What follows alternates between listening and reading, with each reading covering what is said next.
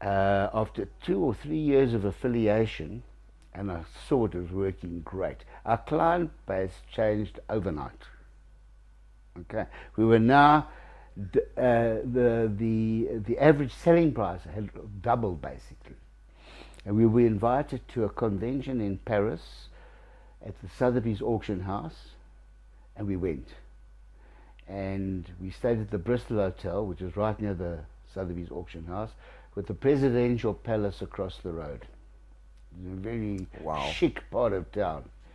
And we went for the convention usually got learnings during the day, and at night we had a gala dinner. And in fact, Engel and Volkers himself, they were with Sotheby's at the time. Okay. Not only in Europe, they had a Cape Town branch. Oh, so you only had Joburg store? I only had Joburg. Okay. So they had a Cape Town branch of Engel and Volkers. And for some reason, whatever, I mean, there were a lot of delegates there from Europe. And they were all affiliates at that time. And we were seated at a table with Stuart Siegel, who was the then CEO of the entire group from America. And I don't know, Stuart was fascinated with South Africa, asked us lots of questions. We got on like a house on fire. And when we came back, I sort of sensed, I said to Sandy, I said, we can take this further. I know we can. Being an affiliate's not what I really wanted. I said, let's ask Alexander for the rights of master franchise for South Africa, which I then did. He was very amenable to me, even though we swept aside the dustbin episode. And he said, okay, let's talk. Now, fortuitously for me, at that stage, the head of Sotheby's auction house,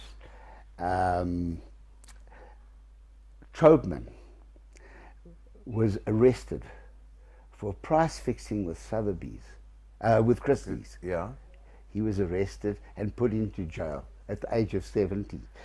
He was a mega developer in America with shopping. He was a billionaire. And there he was, off to jail. And then they got him for price fixing with Christie's. And that was my opportunity, because what happened was that Sotheby's itself was in trouble. They needed money, and they sold the real estate division to America. Okay, so they sold it into Sendant, which was then run by Henry Silverman, who had all the brands. He had Ramada Inn, he was a brand collector, and one of the brands was real estate. ERA, Coldwell Banker, all those brands. And he bought Sotheby's for 200 years. He bought the rights. And what happened when the Americans bought it, the Europeans ran for cover. They didn't want to be involved with the Europeans. So the only person really remaining, last man standing, was me in South Africa. Okay. So when I asked for the master franchise, the timing was 100%. Because up to now, no one's had a country. They've had only cities. So like you had Joburg, Engel yeah. had So now Cape I asked for Town, the country. Now I asked for the country. And because of the timing, it was suitable to please me from their point of view, because everybody else was running because of the arrest of Troubman.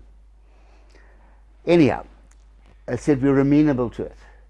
So he came out to do the deal, Alexander Kraft.